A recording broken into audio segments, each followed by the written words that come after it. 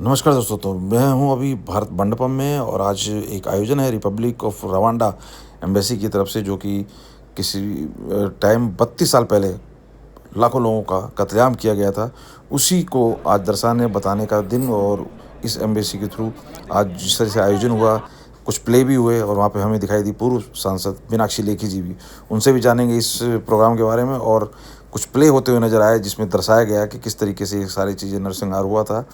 तो कहीं ना कहीं कश्मीरी भाई भी दिखाई दिए, उन्हें अपना कश्मीर का पलायन और जेनोसाइड याद आ गया। तो करेंगे सबसे बात, शुरू करते हैं वीडियो। एक प्ले दिखा से स्टार्ट करता हूँ और प्ले को बाकी पार्ट में अंत में दिखाऊंगा, जिसमें दर्शाया गया है कि कैसे ये सारी चीज़ें हुई थी।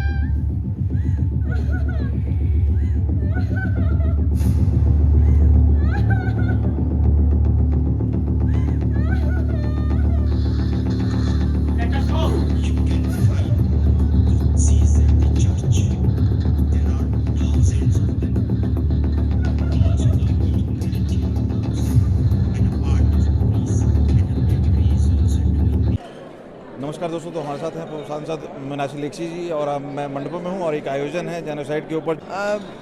ये एक जेनोसाइड हुआ था, कत्लेआम हुआ था आज से बहुत साल पहले 1994 में, जहाँ पे टुत्सीज जो हैं उनको कत्ल किया गया था उसी देश के वहीं के लोगों ने।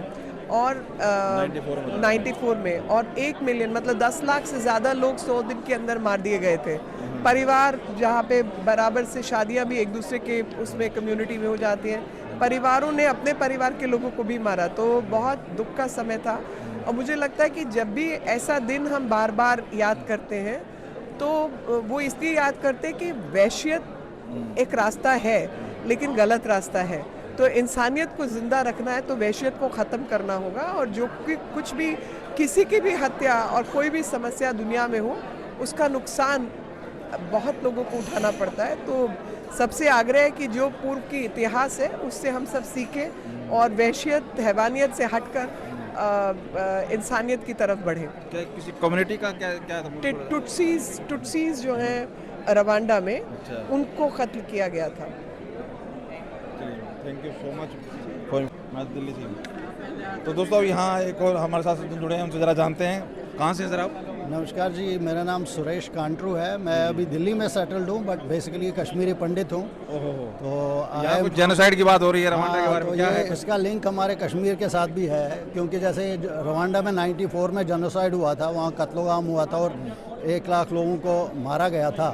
हमारे कश्मीर में भी 1989-90 में ऐसे ही हुआ कश्मीरी पंडित के साथ। उसको तो प्रोपेगेंडा फिल्म मूवी बताई जा रही है, फिल्म में वो दिखाया छोड़ है। दीजिए आप, हमने तो भुगता है साहब। हमारे वहाँ बंगला अपना था, ऑर्चार्ड्स थे, खेत थे, सब कुछ थे। और रातों रात हमें वहाँ से भगाया गया कश्मीरी हिंदूज़ को, और बोला गया कि भाई आप यहाँ से भागो कश्मीरी पंडितों, या आप यहाँ से हमारे साथ मिल लो, मुसलमानों के साथ मुसलमान बन जाओ, नहीं तो हमारी अपनी लेडीज़ को जहाँ रलियो गलियो नाते सैलियो।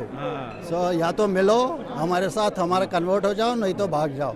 सो finally we had to take this call, and literally हम सुबह जो अपने बंगलों में रहते थे, हम दूसरे दिन बिल्कुल वहाँ ज़मीन पे आ गए।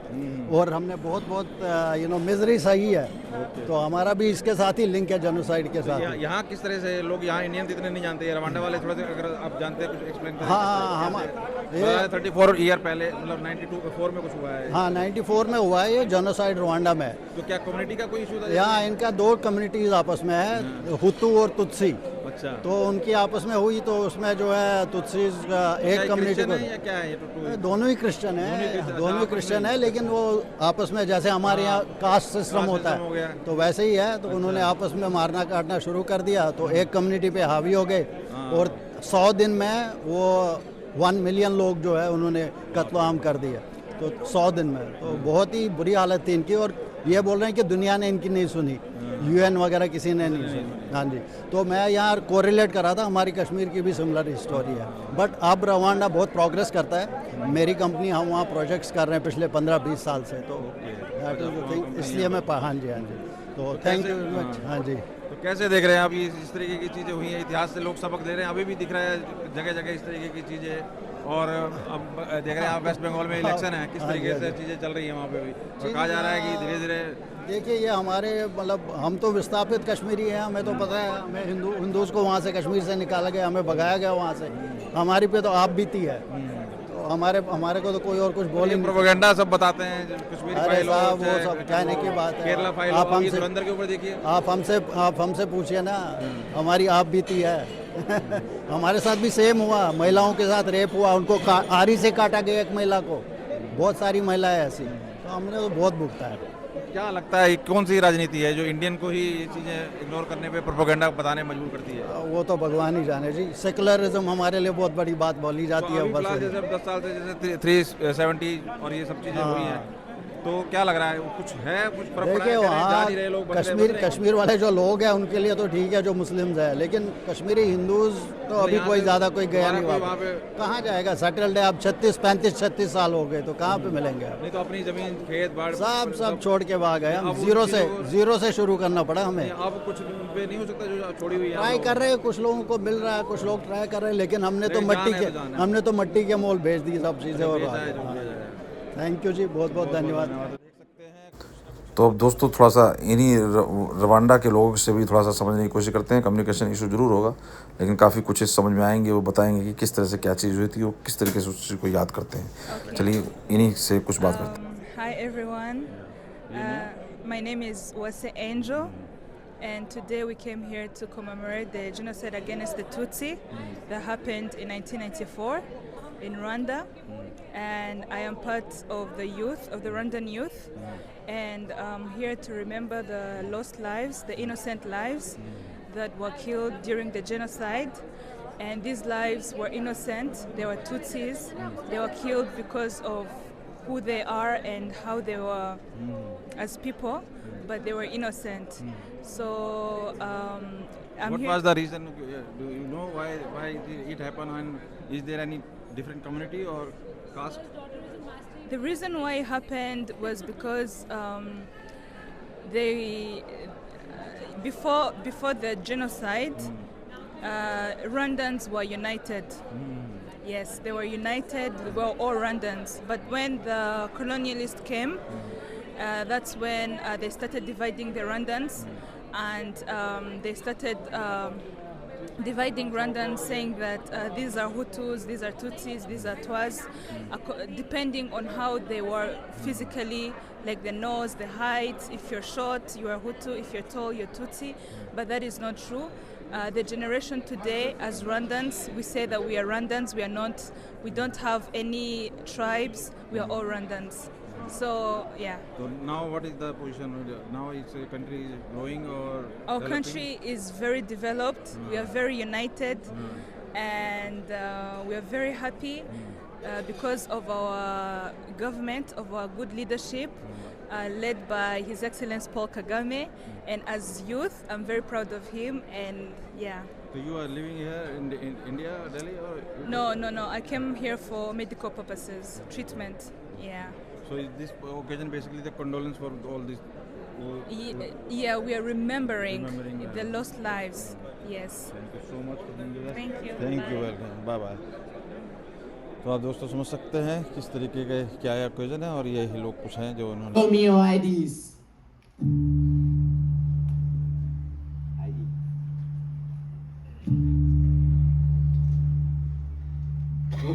He is our man. Let him go. Go. ID. ID. I said, give me your ID.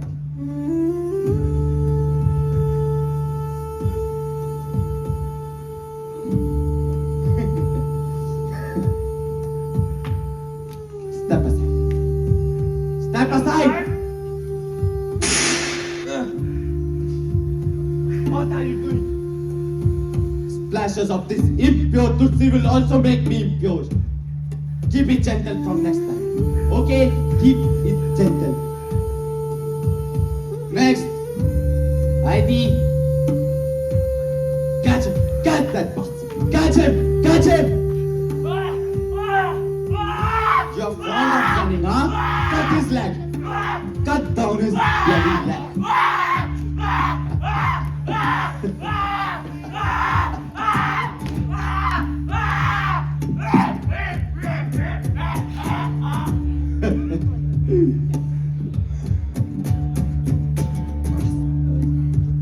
Next, ID.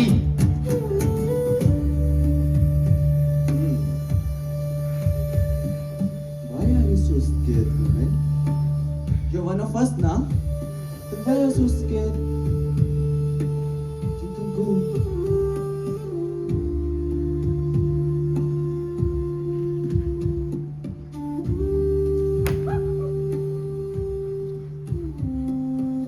What do you think, woman?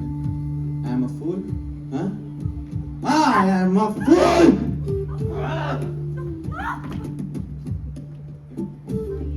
I can smell the blood of your Tutsis. Now who is it?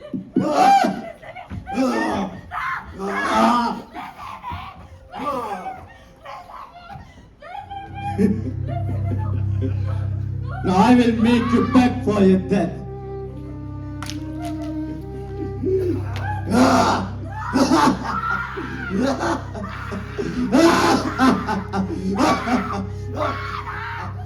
Who will save you?